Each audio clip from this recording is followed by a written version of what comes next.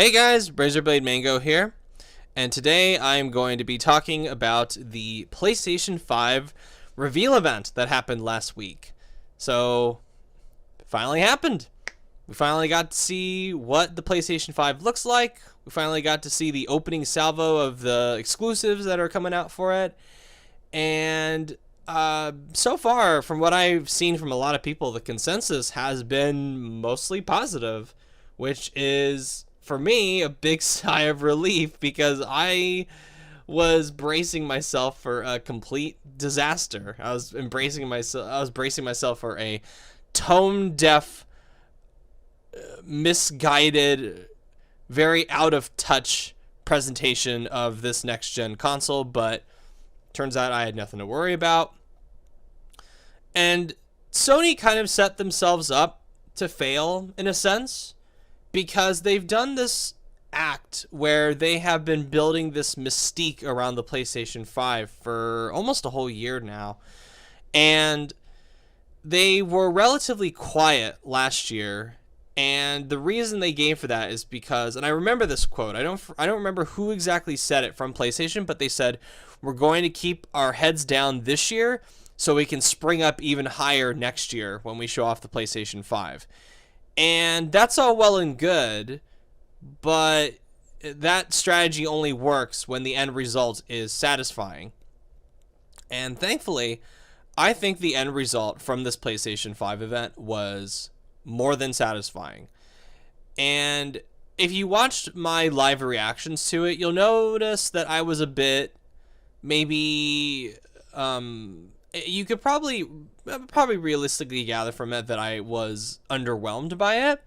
And I think I mentioned in the video that it was very hit and miss as far as the games. And theoretically, I still stand by that. Yes, I think there were some misses, definitely, and I'll talk about them. But I think out of the games that were shown, I think most of them were hits. I honestly, when I now that I'm removed from my first initial reaction to it, and I step back and I look at what was shown, and I go by it point by point, there's a lot more hits than there are misses. Because, truth be told, I'm genuinely interested to play a good majority of these games that were shown during this event. Do they make me want to buy a PlayStation 5 for it? No, because I don't need to. Because a good chunk of these are going to be coming to PC. So if you have a PC like me, there's really no need to buy a PlayStation 5 for it, because I'm pretty sure it will run better on a PC anyway. But as far as the games that are only going to be coming to PlayStation 5, wow. I was very impressed by the amount that they showed. And not only the amount, the quality, the scale of how many big must-have exclusives were in this reveal event. So the way I will structure this video down is I'm going to talk about the games first, then I'm going to get into my thoughts on the presentation at the very end. So it's going to be like an E3 thing, which is nice, because I haven't been able to do one of these Sony things since 2018, which is pretty cool. So the first game they started out with was Grand Theft Auto 5, which is going to be coming 2021 to not only PlayStation 5, but next-gen consoles, and an expanded, enhanced version on PC as well, along with next-gen.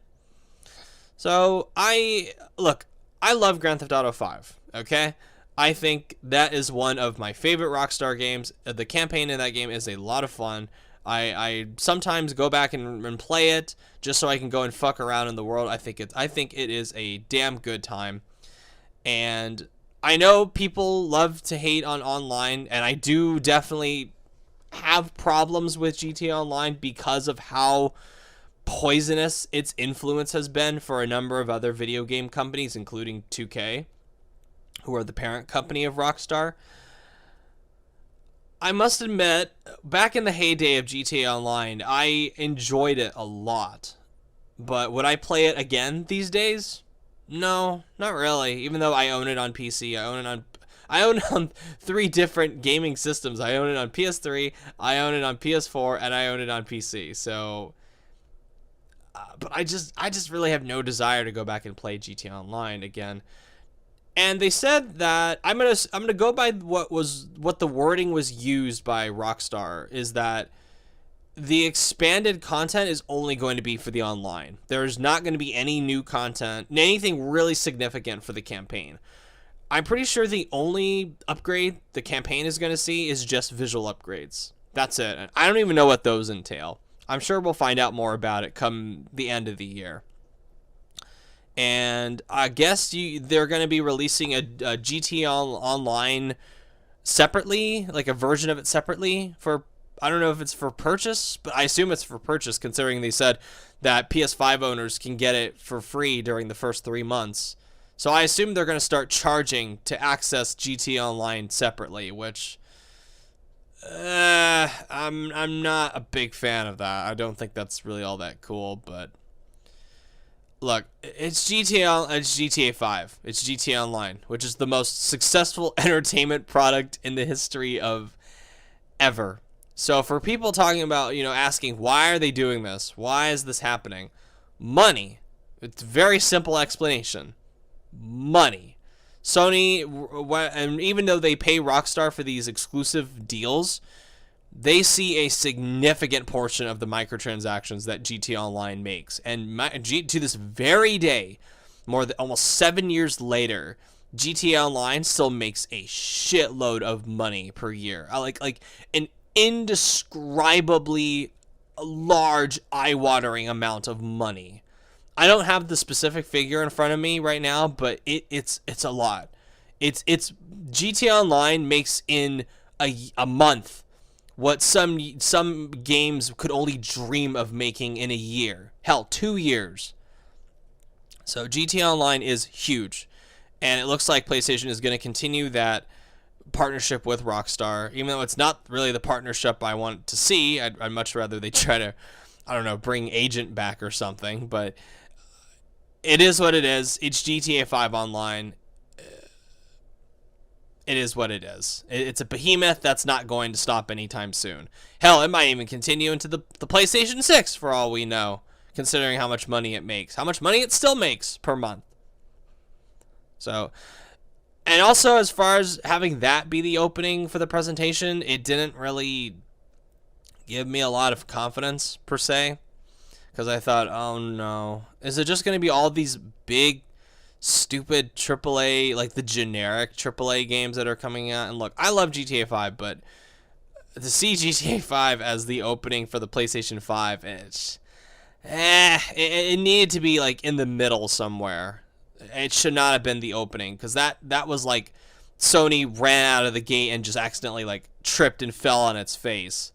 But thankfully, it got back up and started running again, because the next game we got was Marvel's Spider-Man Miles Morales, which is coming holiday 2020. I'm going to make the assumption that this is going to be a launch title with the PS5. It has to be. And it is a PlayStation 5 exclusive, obviously, because it's being developed by Insomniac Games and published by Sony Interactive Entertainment. There's no fucking way this thing is going to be coming to PC. So this will be a PlayStation 5 exclusive. And there was a lot of vagueness around this announcement that I was not a fan of. I didn't like how Sony initially marketed it, because they made it seem like there was some confusion over whether or not this was going to be an expansion to Spider-Man, that you need to own Spider-Man in order to have, or if this was a standalone game like Uncharted The Lost Legacy or Infinite First Light. But thankfully, a day later, I think it was the very next morning, Insomniac said, no, this is a standalone title. Okay? This is a standalone title, and you do not need to own Spider-Man in order to have it, which, good. Good, excellent, good. And I hope this is a smart move. My personal opinion of the original Spider-Man aside, I can recognize that this is a very smart move for PlayStation, because this will sell consoles. A PS5 exclusive Spider-Man game starring Miles Morales, fresh off the success of Into the Spider-Verse a year and a half ago. It's a smart move. And people will jump on that. That is a system seller, 100%.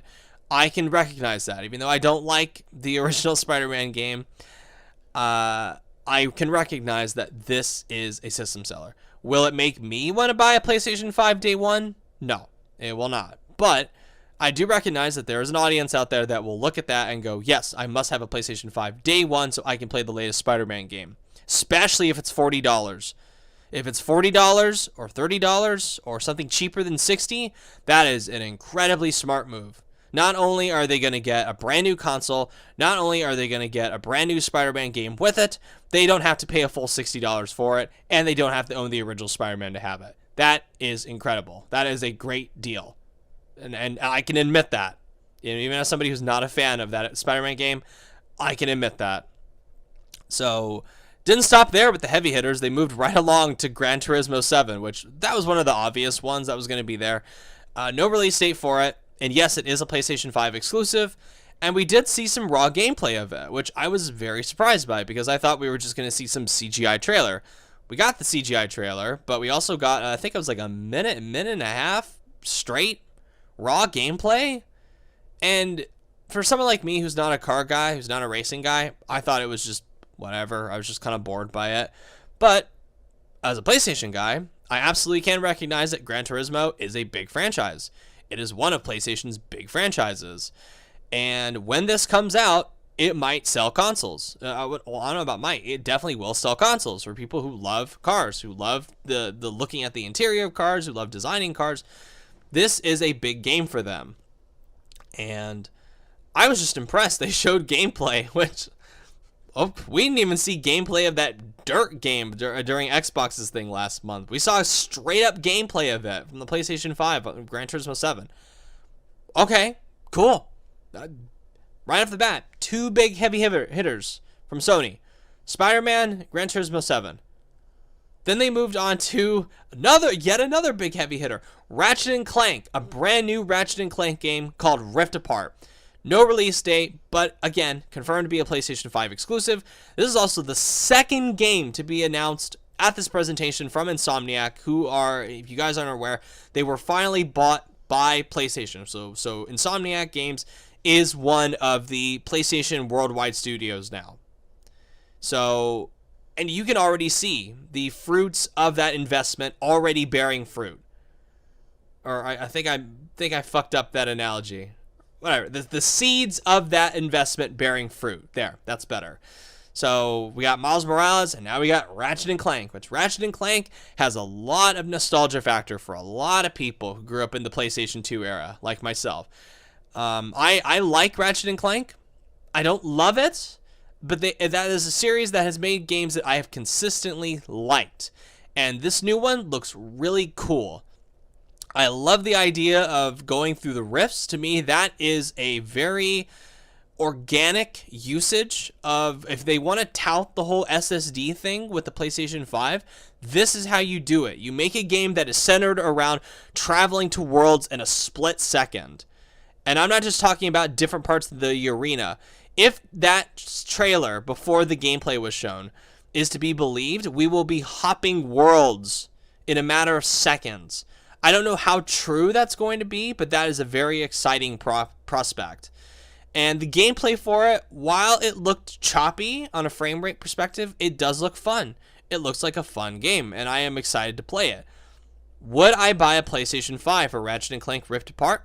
Yes. Yes, I would. This is the first one out of the 4 that's been shown that I would buy a PlayStation 5 for, and it's not going to be the last on this list. And I'm just... So, what impressed me about this opening, besides GTA 5, these 3 games, the Spider-Man Miles Morales, Gran Turismo 7, and Ratchet & Clank Rift Apart, these are the only, really, I expected maybe only 3 PlayStation Studios games to be shown. This is 3 out of 9. 9. They showed 9 PlayStation 5 exclusives in this presentation. That is a hell of a lot more than I was expecting.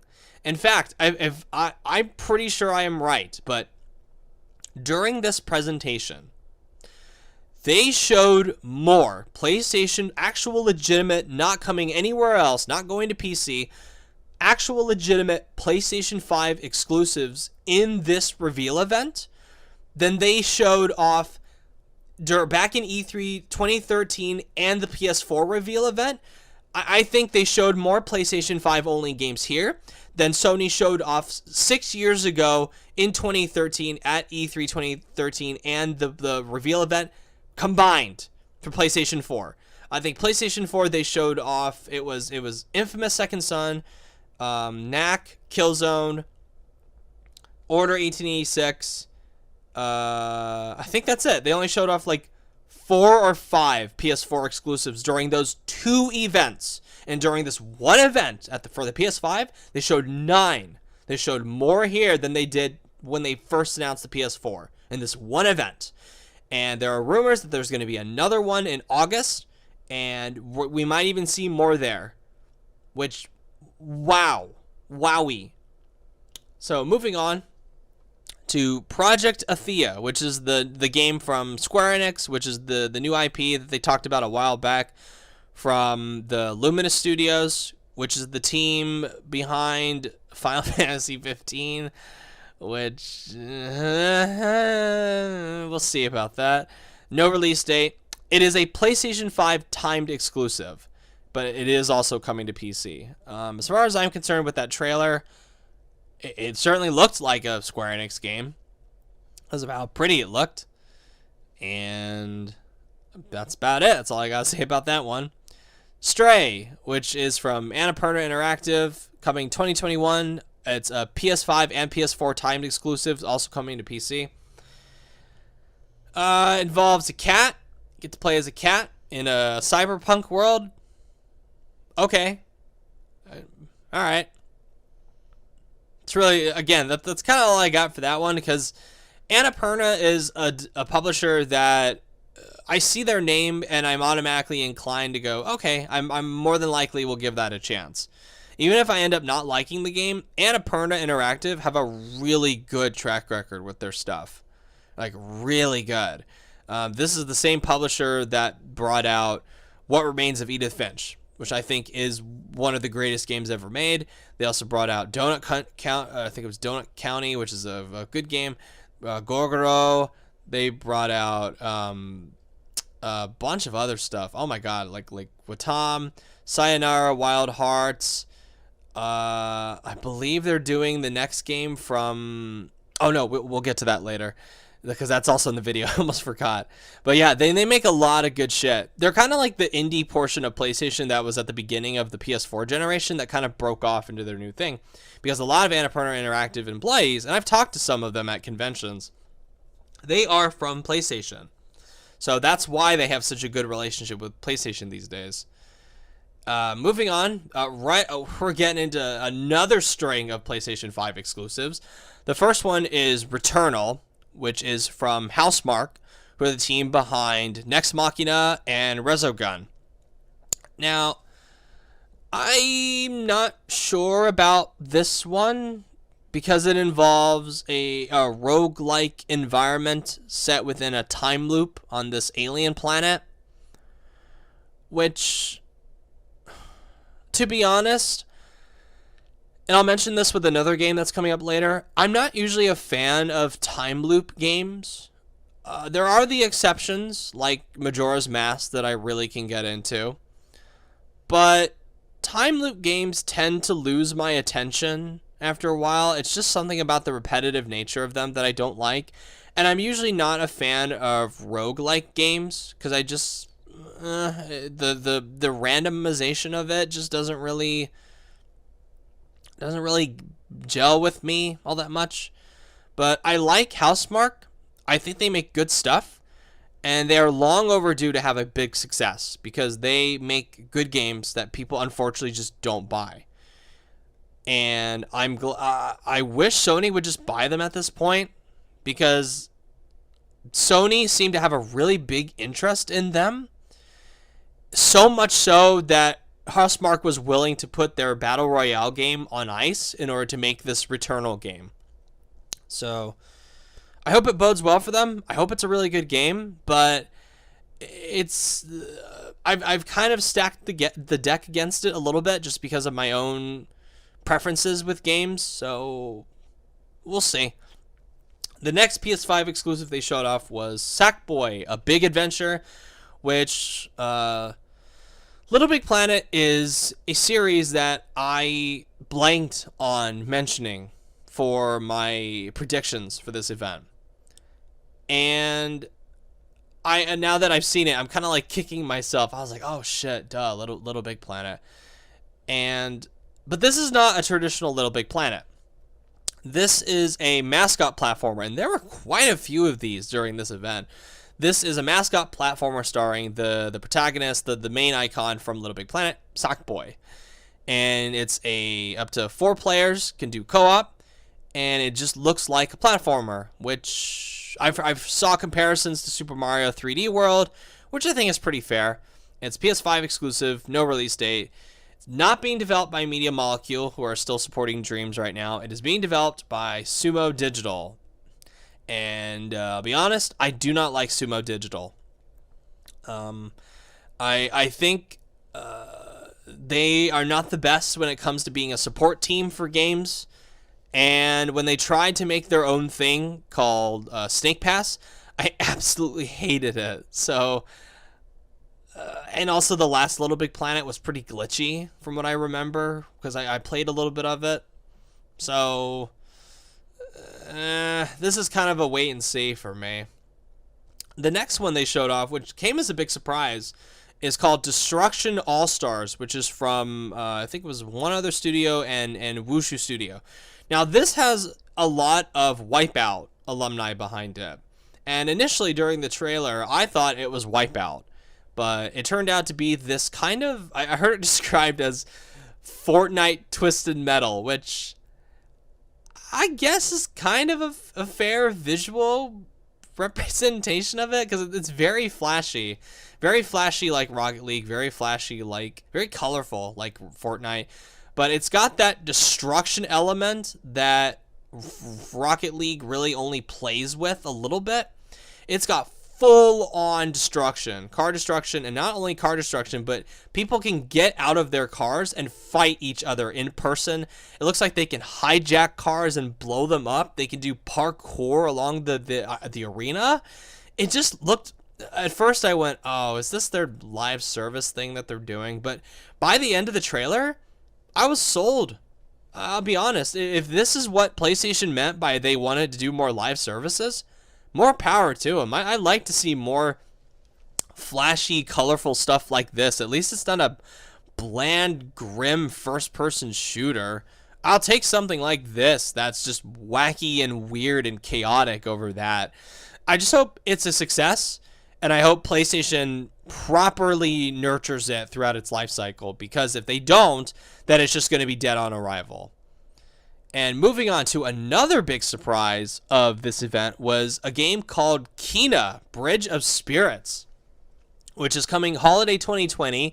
Might even be a PS5 launch title for all we know, but it is also coming to not only PlayStation 4, but PC as well. It's being made by this studio called Ember Labs, I think was the name. It's this brother duo along with maybe a couple other people. Wow. Wowie, just from a visual presentation standpoint, this game really stood out to me. There was a very specific shot that's a shot of the village that the main character Kina visits, and it looked amazing. It looked like, wow, just an art direction standpoint. It looked incredible, and a gameplay perspective as well, it looked fun. It looks like some kind of action combat RPG kind of thing. It's got a very like Japanese, very Asian influenced kind of thing. It just looked so nice and atmospherically pleasing. Claylex, who I was watching the live stream with, said he compared it to Avatar: The Last Airbender, which, yeah, it has an Avatar: The Last Airbender kind of vibe to it, which I really like. There's also the element of the Pikmin with these like little dust ball people. I described it in the trailer kind of arrogantly as like no budget Totoro, but I was wrong about that. But it looks great.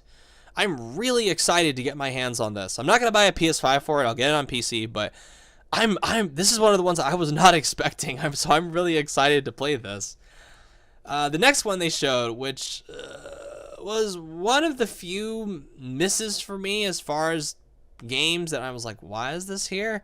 Is this game called Goodbye Volcano High, which is coming in 2021. It's a PS5 and PS4 timed exclusive, and it's coming to PC.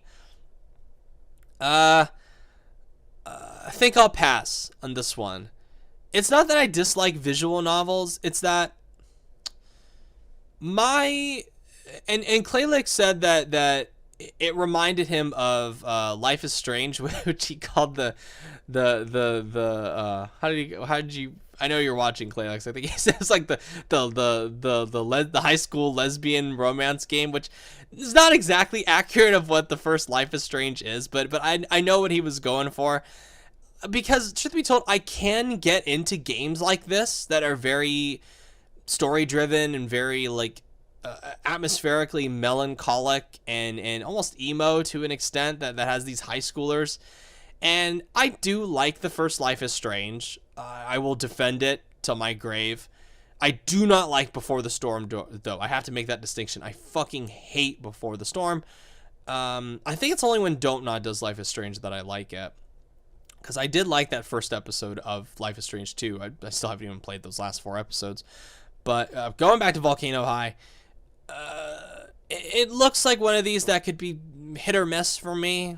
Maybe I'll play it if it goes on sale, because I do like these visual novels, but my patience for them has kind of worn out over the last couple years, so I don't know. The next one they showed off was Oddworld Soulstorm, which we all knew was already in existence. It's coming. We don't know when it's coming. It's going to be a PS5 and PS4 timed exclusive. It will be on PC as well. I have never played an Oddworld game beyond maybe the first 30 minutes of the Abe's Odyssey remake for PS4. That's it. I don't know anything about this franchise other than it looks fucking weird. And that's really all I got to say about Soulstorm. I mean, visually it looks good. It looks really cool. I just don't think it's my kind of game, gameplay-wise. So, moving on to the first of 2 Bethesda games they showed was Ghostwire Tokyo, which is I think they described it as you're like a ninja exorcist that's fighting against demon spirits in a post-supernatural apocalyptic Japan. Which, that idea alone interests me. It's a PS5 timed exclusive. It's also coming to PC. That is a really interesting thing. I don't like that. I don't like that PlayStation wrote this big fat check to Bethesda and was like, hey, don't bring your third-party game to... I don't like it when I don't even like it when Xbox does it. I don't like it when any console manufacturers do this. Where they go, here's some money. Don't make it go to that other console. There's a difference between a PlayStation 5 exclusive that Sony themselves have funded versus them writing a check to bribe a publisher saying, oh, don't bring this to that other console. Bring it to our console only. To falsify this sense of, like, value.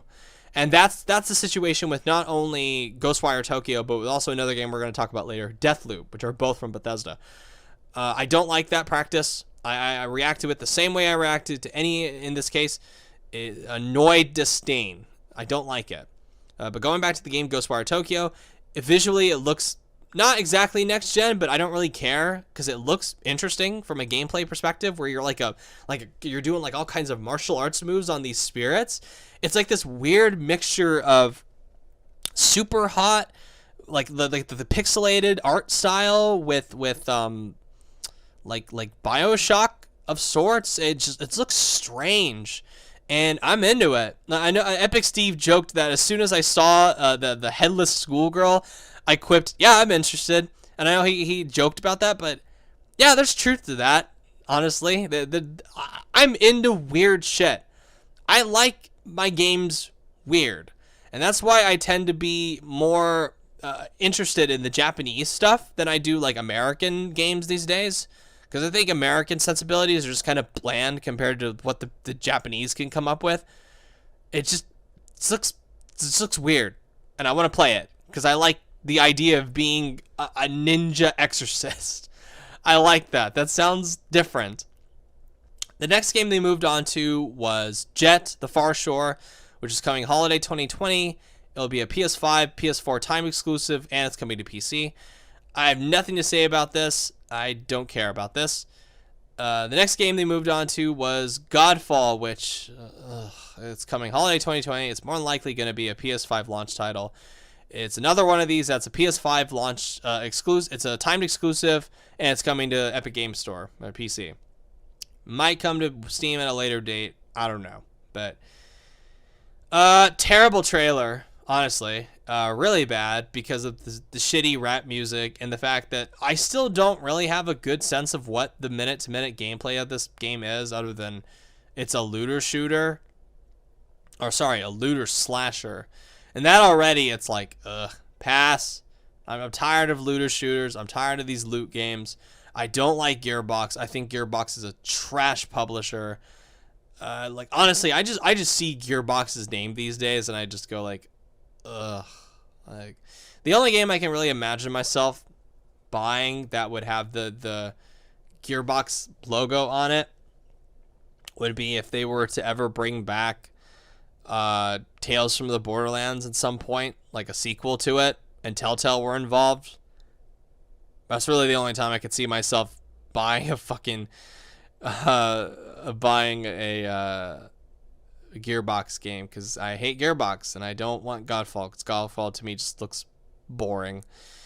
Then they moved on to Solar Ash, which is another Annapurna game coming 2021, PS5 and PS4 time exclusive, going to be on PC as well. Solar Ash is from Heart Machine, who are the studio behind Hyper Light Drifter. And I've never played Hyper Light Drifter, but I've heard many good things about it over the years. And this looks pretty good. It's very striking art style, as always. From like, Annapurna tends to gravitate towards games that have a very like from a visual standpoint, very standout games.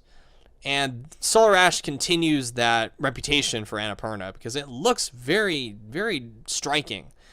And I'm not sure about the gameplay, but that's a TBD. But Solar Ash, I'm interested. I've already got it wishlist, I think, on Steam. If it's coming to Steam, if it's not, I guess I'll wishlist it on Epic Games, I guess. The next game they had was Hitman 3, which is coming January 2021. This is going to be one of the very few multi-platform games that's on here. It's going to be on PS5, PS4, Xbox Series X, Xbox One, and PC. It's Hitman, which I've played a little bit of the first one, and that's it. That's all I've played of Hitman. So I liked Hitman back when I was a kid, just because it had like a lot of blood in it. When I like got into like really violent games when I was like very young. That's really my only fascination, my only like nostalgic connection with Hitman, is that I liked playing and running around in it and shooting people when I was a kid. Didn't really play it all that properly, but I've never really given Hitman these days the time and attention that I need to really formulate a very clear opinion on it. So it's Hitman 3, and people seem to really like those first two Hitman games. So you know what? All right, more power to you, IO. I get it. Next game they moved on to is another PlayStation 5 exclusive, very, very interesting one called Astros Playroom, which is coming holiday 2020. This is 1,000% going to be a launch title because it is going to be pre-installed on every single PlayStation 5, because this little game is a tech demo for the controller. So it's going to be divided into 4 levels. Each level is going to show off the capabilities of the DualSense controller, and it has Astro in it. And I really wish Astro would get his own non-VR, non-tech demo full game, because one of the very few VR games that I really, really got into back when I borrowed the VR from a friend was Astro Boy. What the fuck was it called? It was like Astro Boy Adventure or something like that. I think, Astrobot Rescue Mission. That's it. Astro Boy. Astrobot Rescue Mission. That's what it was called. And that was a really cool VR game. I realized with VR that I am horribly motion sick with VR. I am very sensitive to it. And Astrobot Rescue Mission was one of the very few games that I could play for a long period of time and not feel horribly ill. And it was just so cool because it used the full 360 vision of VR without having to do a bunch of room tracing or room tracking. And it looked visually incredible. It was a very simple platformer, but mixed with the novelty of it being a VR game where you could just sit in your chair and just look around. And that actually is part of the gameplay where you look at the environment 360 to find hidden collectibles. I really got into that. And I hope with Astros Playroom that it's fun as well, because I can honestly see Astrobot, if they were to release a non-VR, non-tech demo game, I can honestly see it being a decent success because of how fun just about from my very positive experience with Astrobot Rescue Mission. So I'm actually interested in trying out that Astros Playroom game, even though it is just a tech demo, but I hope it's good. The next game they showed off was Little Devil Inside, which was another one of these games that I was looking at it going like, what the fuck am I looking at? It doesn't have a release date. It is a PS5 and PS4 timed exclusive, and it's going to be on PC as well. I'll talk about the game first, and then I will talk about the controversy that's kind of come around it. So, Little Devil Inside. Looks to be kind of a Monster Hunter style survival action game. It looks very Tim Burton-ish. I remarked that in my reveal video, where I did the live reaction to it. And I really liked the sense of humor they were going with in the trailer, where you see the stark contrast between this rich elite guy that just lives his life without any problems versus the absolute hell that the monster hunter that this guy employs goes through in order to complete these contracts, which I thought was pretty funny. I thought I had a really good sense of humor to it. And gameplay wise, I loved the creature design of it. I especially loved that big Cheshire cat looking thing. So this is one of the ones similar to Kina that I knew nothing about going into this, and now I'm very interested in checking it out. Now, going on to the controversy, this is a Kickstarter game that apparently was funded in 2015, and this is why I do not like these console manufacturers, and I'll even rope Epic Games into this as well, because they notoriously have done this in the past, where these companies, they pay off these companies, other companies that make these kickstarted games that promise backers, yes, you will get a version of this game on this specific platform. And then they come in and go, hey, here's more money. Don't delay the release of it for this specific platform that you got from these people in order to make the game itself. Come to my console, and we'll pay you a fat check for it. And I especially do not like it when these Kickstarter companies do this. This is why I'm always very weary of contributing to a Kickstarter. This game was supposed to come out on Xbox One. Hell, it was actually supposed to come out on the Wii U as well. I have heard nothing about this development team offering to, bare minimum, upgrade people's investment that wanted it on the Wii U to like the Switch, or some kind of like refund or something. I haven't heard any sign of that. And especially shitty that they aren't going to be releasing it for the Xbox when it comes out, for the people that backed it on Kickstarter when in 2015. That's shitty. And I don't like, I shame on you, PlayStation. I don't like that practice. Shame on you, whoever this developer of Devil Inside is. Shame on you. I don't like that. I think that's really crappy.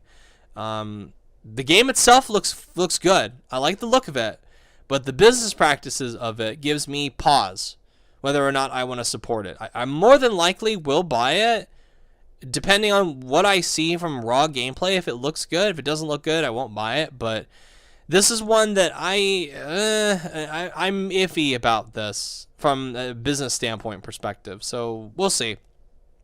Speaking of iffy, next game, NBA 2K21, coming fall 2020 on PS5, PS4, Xbox Series X, Xbox One, and PC. Might have a Switch version as well. I don't know. I don't know if it's been confirmed or not. It's NBA 2K21. What the hell do you expect? It's going to be another pimping your fucking wallet out for microtransactions for the stupid virtual currency. It's another one of these live service sports games. Fuck off. Just fuck off with that shit. The guy was like, you are not ready for NBA 2K21. And then during the trailer, the guy just sweats. Oh my god, he sweats. Time to run out and buy a fucking PlayStation 5, guys. The fucking athletes sweat. Next generation is here. They sweat. Get the fuck out of here with that shit. Fuck off. The next game they showed off was Bugsnax. Holiday 2020. Going to be PS5 and PS4 timed exclusives. Also on PC. This is from the developer of Octodad, which I like Octodad, but I did not like what I saw of Bugsnax. I'm not fucking with this. It just looks creepy. Not my kind of creepy. It just looks creepy. I do not want to be fucking around with these bugs that look like food.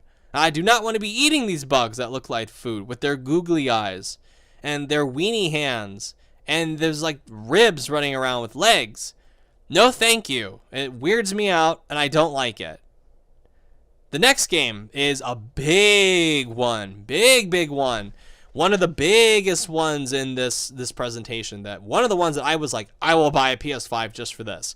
And that, of course, is the long-awaited, long-rumored Demon's Souls remake, which does not have a release date, but it is a PlayStation 5 exclusive. And it is coming from Bluepoint, co-developed by them and Sony Japan, which I thought all along, which this has been a rumor for a very long time, so it was not a surprise to see this at this event. And I love how Shuhei Yoshida is the one to present it. I love how he said it's very near and dear to him. It's like a really, if you know the history of Demon's Souls, you know that Sony, famously Shuhei Yoshida, and I will give him props that he was willing to admit this. He said at the time that when he played Demon's Souls, when it was getting demoed around, he thought it was crap. That's literally his words. He thought it was crap. And Sony did not see any point in publishing it outside of Japan because they did not think it would translate well to audiences because of how punishingly brutal it was and the difficulty. And they've opted to give Atlas the rights for America, and I think it was Bandai Namco the rights for Europe. And Sony ended up kicking themselves for it because Demon's Souls went on to be a pretty huge success. Not like Grand Theft Auto 5 huge, but based on their projections at the time, it was a massive success because it broke so many records and it ran out of, I think it ran out of like physical sales, like it ran out of copies. They had to get more copies in because it was out of print for a long time in Europe. I don't even think it like came out in Europe for a long time. People had to get bootleg versions of it, or they had to get import versions of it. It was just crazy like how this game blew up. And Shuhei Yoshida said he was like, man, we really missed out on Demon's Souls. And that's why years later they went to From Software and were like, hey, can you make a game for us, please? And that's how we ended up with Bloodborne, which is a masterpiece. And if you really think about it, if Sony hadn't been so stupid and had gone with had the balls to try to publish this in America and Europe, they could have owned, they could have been the studio that published Dark Souls, the series. That's interesting to think about. That Sony could have ended up publishing Dark Souls and owning the Dark Souls IP. That is something. That is some alternate timeline drama for your ass. But going to Demon's Souls Remake, I'm excited to play it. Demon's Souls is one of my favorites of these Souls games. It's behind, I think it's like my fourth favorite one from Software. I honestly like it more than Dark Souls. Because of how oppressively bleak it is. And two, because I think it has really interesting gameplay mechanics that Dark Souls does not have. Where based on your actions and based on whether you die enough times, The world will either get lighter or darker. Enemies will drop more stuff. Enemies will become harder, and it is a unique game. It's complex, definitely, but it is a unique game in the Souls series, and it is the grandfather of the Soulsborne series and the Soulsborne games themselves. This is the very first one that really broke into the mainstream, and I think Sony, because they own the franchise, even though they didn't publish it outside of Japan, they still own the rights, and they are like, we're sorry, here, we're giving Demon's Souls the proper remake it deserves.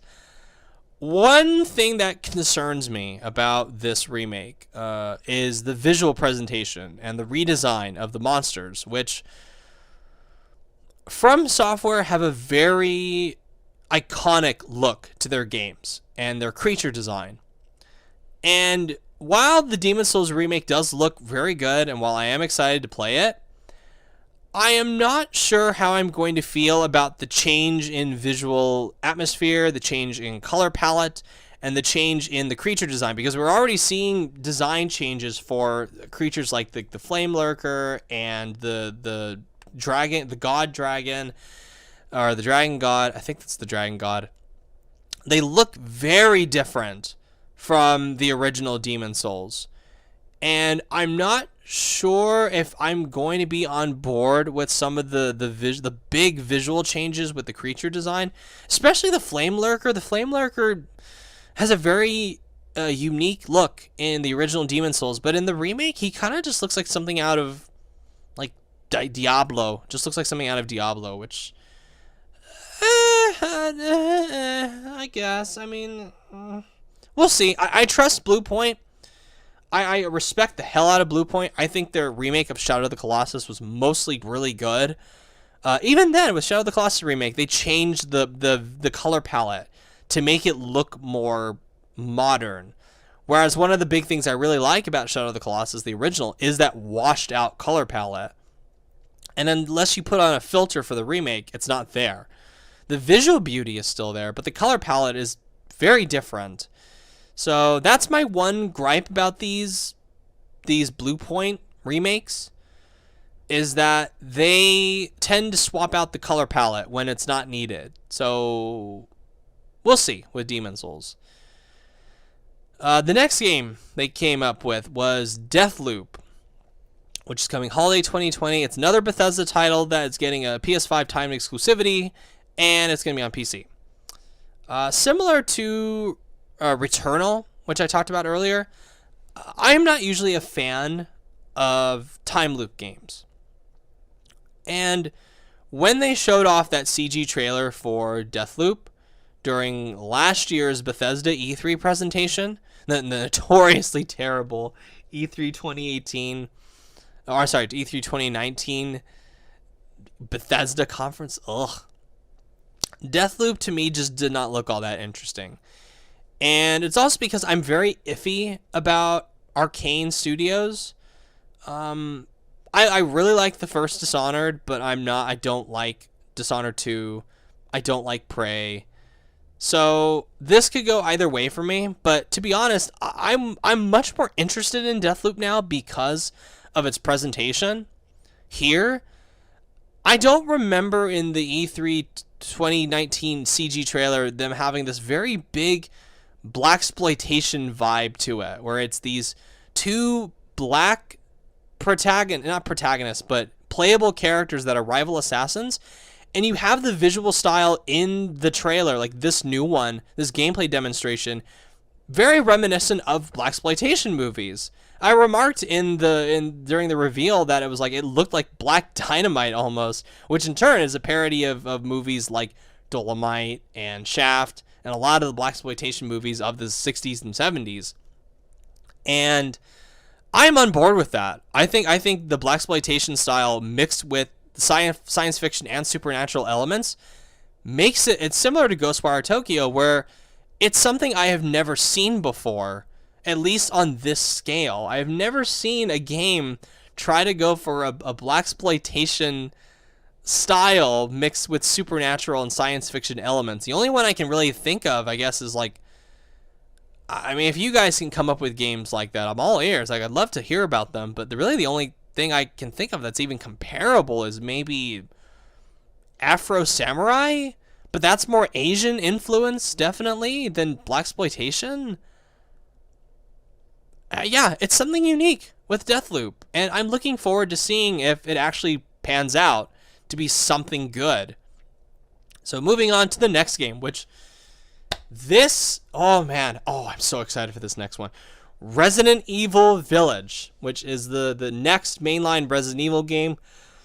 I guess you could call it Resident Evil 8 Village, but it seems to be they're calling it Resident Evil Village, so I'll call it Resident Evil Village. Less syllables I gotta use. So this is coming 2021.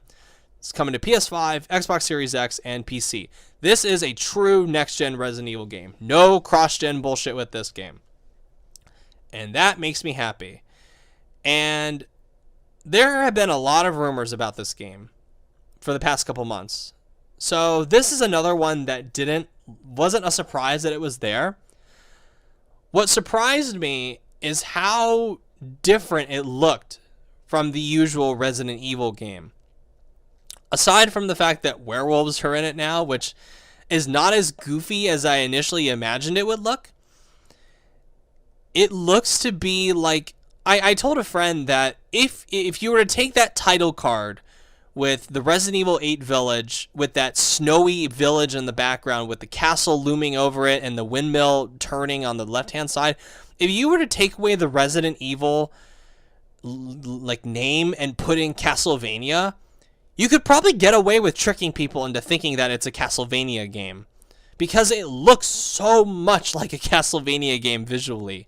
Just the snowy village, the werewolves, the really creepy vibe that it has, the more action-oriented gameplay it seems to have.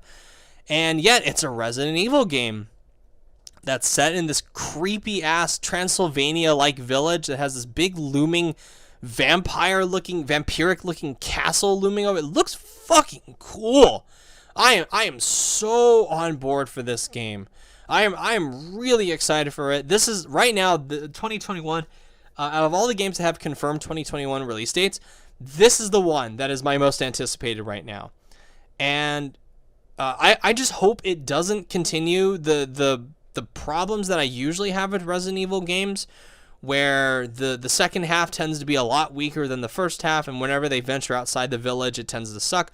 This seems to be a one location game, and it's a big location with big sets, big castles, and I love that. And I love how creepy the imagery is. I love that there's like these like this covenant of witches that seem to run the village, that seem to be in control of these wolfmen, and it just looks so dark and moody and gory and creepy. I love it. I love the look of this game. I can't wait to play it. I can't wait to get my hands on it.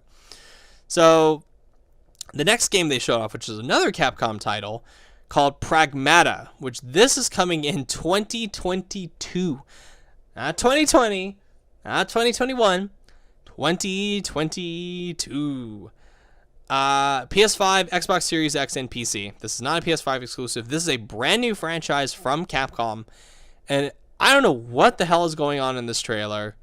It just looks like some weird sci-fi shit where this astronaut who talks to this little girl, and then this little girl has the power to make equipment appear in this guy's arsenal.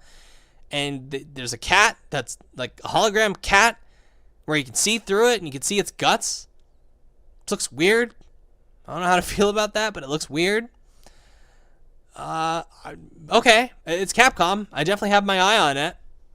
I'm not really all that, I'm not excited for it, not because I'm not interested. I'm not excited for it just because it's like so far away and I don't really know anything about it. So I'll get excited for it once I know what the hell it's going to be like and what it's about. And finally, I know this video is going on very long, but I appreciate you guys still watching if you're still here. The next one is, or the next and final game they showed off, which they started out a little with Grand Theft Auto 5, but they ended strong. Horizon 2 Forbidden West, which is the sequel to Horizon Zero Dawn, which is one of my favorite games from this console generation. No release date. obviously. I joked that I would honestly, I would have been surprised but not surprised if it was going to be a launch title for the PS5. That would be huge. That would just be Sony delivering a knockout blow potentially to Xbox, being like, hey, we've got Spider-Man. You may have Halo, Xbox, but we've got Spider-Man, and we've got the sequel to Horizon Zero Dawn. Boom. Just drop the mic. Done. That's it. That's all you got to announce. Spider-Man Horizon 2. That's it. It's done. Obviously, this is a PS5 exclusive.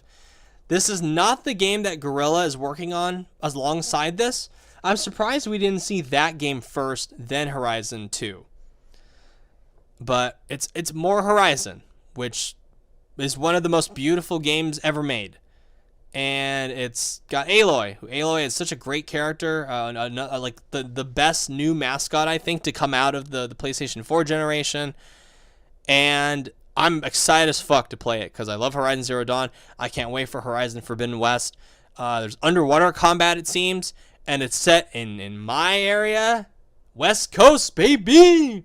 Up on the West Coast. We get to see the San Francisco, we get to see the Golden Gate Bridge and ruins. There's hints that it might be set in Colorado as well, or maybe even Las Vegas. Not Colorado, Oregon. There's hints of that. There's hints of Las Vegas. Oh man, I'm stoked. I'm excited. I'm excited. So, yeah, that was the presentation. So I want to stress again, 9 PlayStation 5 exclusives that were shown off. This is the opening salvo for the console. And if this is what they're opening the generation with, holy Jesus. Like, if all of these games are going to come out within the next year and a half of the console's launch, oh boy. Wow. That's a list. That is a list. Big and small. Big. You got big stuff like Horizon Forbidden West, Demon's Souls Remake, Ratchet and Clank, Gran Turismo 7, Spider-Man, Miles Morales. Then you got little things like unproven stuff like Returnal, Destruction AllStars, Astros Playroom. And I'm sure there's going to be more when they have another State of Play, because they're going to have more events, obviously, before the PlayStation 5 comes out holiday season. So, it's 9. Just 9 exclusive. Just, holy shit. 9 of these. Wow. 9. I can't get over that. That's just because I figured if I was a betting man, I would have bet that this console reveal was going to be half tech stuff and half games. I did not expect it to be 99% games and then like 1% the console. Obviously there's the maybe like not 99%, maybe like 95% games, and then 5% is like some small glimpses of the UI, and then of course the at the end the reveal of the hardware. Which the reveal of the hardware, it's kind of growing on me, even though it looks weird. I kind of like the look of it, I guess, kind of a little bit, just because of that little like weird V-shaped curve that it's got at the top. It's definitely different from the other PlayStation consoles. Like, I'm looking at all the ones that I've got in my room right now, and yeah, that PS5 would certainly stand out. I'm not crazy about the white. I'd prefer a black, but I don't know. So be it. It's not like I'm going to buy this thing day one, but unless they were announced like, I don't know, Silent Hill or something crazy like that coming out exclusively on PS5 day one, shit, I'd have to buy it at that point because I want a new Silent Hill. I was disappointed that we didn't get Silent Hill. So two big omissions. I was shocked we didn't get to see Silent Hill, because I thought for sure that was going to be like... Oh, not Silent Hill, sorry. I thought for sure we were going to see the new Call of Duty there. I was shocked that we didn't see that. And then the other big omission was Silent Hill, which now the people that leaked it are that have been kind of like in the rumor mill about it are like kind of walking back like, well, it might be not shown now, but it'll be shown later. And I'm like, okay, sure. We'll see about that one. And as far as the reveal event goes, I thought this was a very strong start for PlayStation. Not every game is going to hit with me. Not every game is going to hit with everybody. But as far as consistency, as far as presentation, I thought this was a slam dunk for PlayStation. They knocked it out of the park with this opening look at the PlayStation 5. Certainly much, much, much better than what Xbox did with their first ever gameplay thing. I think they showed more gameplay in that Gran Turismo 7 demo than they showed off in the entirety of that Xbox presentation. So Sony definitely learned some stuff looking at the reaction to that Xbox conference. And they certainly learned a lot from the reaction to that tech demo that they hyped up way too much, or the tech talk from Mark Cerny that they talked up way too much. They learned from that. They managed expectations this time around, which is really good. They over-delivered, which is good. That's how you do it. You set expectations, realistic expectations, and then you over-deliver. That is how you get people on board. And I still have plenty of questions about the PlayStation 5.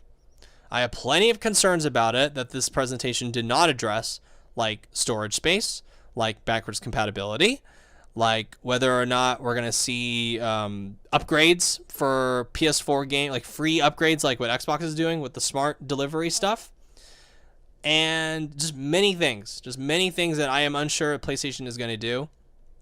But this reveal event played to the number one strength that PlayStation has. And the reason that PlayStation absolutely kicked the crap out of Xbox during the second half of the console generation. The reason they kicked the crap out of the Xbox in the first half is because that they just like punched them square in the balls over that DRM crap that Xbox was trying to pull. That Xbox pretty much like had to walk back and never fully recovered from. The reason PlayStation kicked the crap out of Xbox during a good majority of the console generation for the PS4 is software. Like I said in the last video, software is king.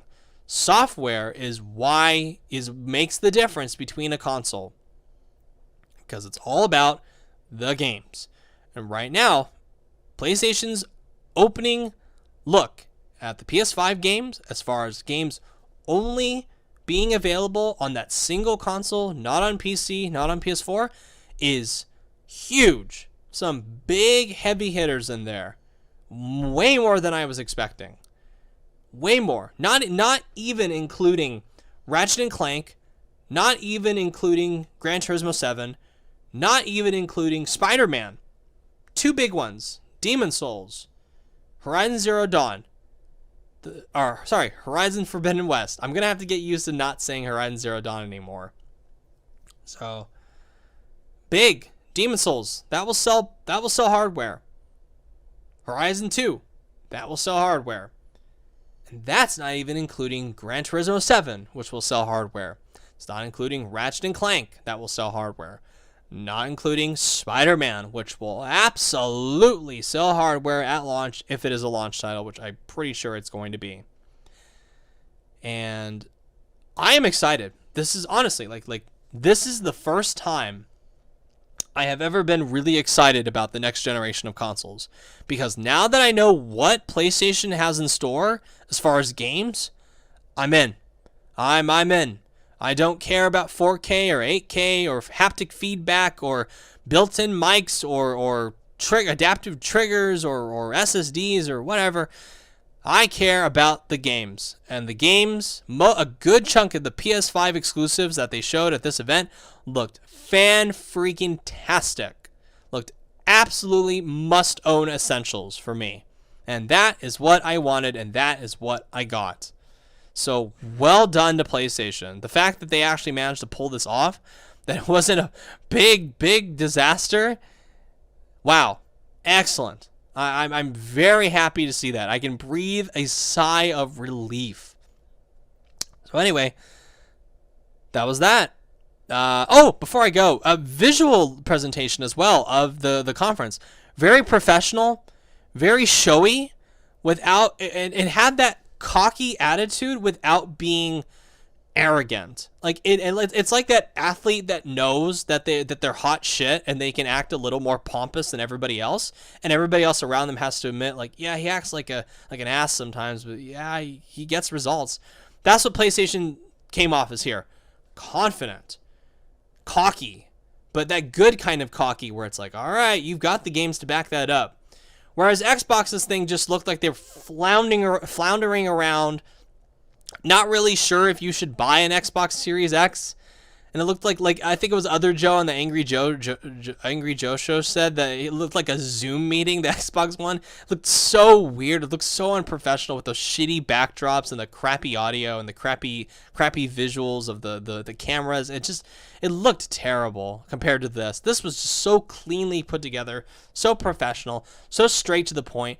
No fluff, no filler. Just boom, boom, boom, boom, boom, boom, boom games. This is what PlayStation has been doing for years now. This is the culmination of everything they've been trying to do in front of a live audience with their E3 presentations these last few years. Just boom, boom, boom, boom, boom, games. Here's an hour. We're just going to assault you with games. And people complain about that, but when it comes to like these E3 presentations where there's a live audience, it works. It really works because people don't like fluff. People don't like having their time wasted. And PlayStation just nailed it with getting straight to the point a good chunk of the time in this presentation. Sometimes there's a little showy, too much showiness with the hype up to the reveal of the console design, but I guess that's warranted in that case because they want to build up the anticipation for it, which that I can understand. But I am excited for the PlayStation 5. I'm not going to be buying it day one because there really isn't anything I want day one, not yet anyway. But when games like Ratchet & Clank and Horizon Forbidden West and Demon's Souls get release dates, depending on which one comes first, I'll be there. I'll be buying a PS5. I'll try to buy a PS5. Hopefully I can find one. They're not out of stock. Because I'm pretty sure that once this becomes available for pre-orders, it's going to sell out like that. It'll be gone. People will just eat this thing up and it'll be gone. I'm pretty sure I'll find plenty of Xbox Series X though, but I don't think I'm going to find very many PlayStation 5s. So anyway, thank you for watching. If you like what you see, subscribe. Let me know what you thought of the PlayStation 5 reveal event. Thank you for sticking through this very long video. I don't usually make videos this long, but I am happy that you stuck through with it. And as always, I'm Razorblade Mango. Thank you so much for watching, and I will catch you all later.